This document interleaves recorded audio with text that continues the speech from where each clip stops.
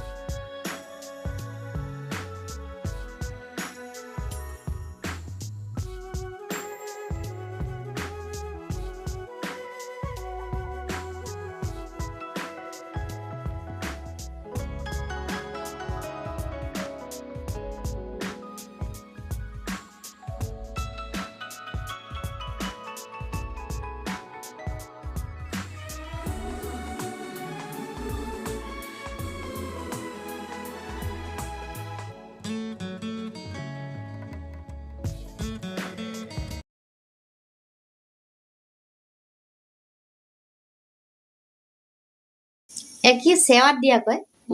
চেৱা দিয়া। চেৱা দিয়া। এয়া আমাৰ বৰা ভাত বনি আছে। এইফালে মই মাংস বনাই আছো।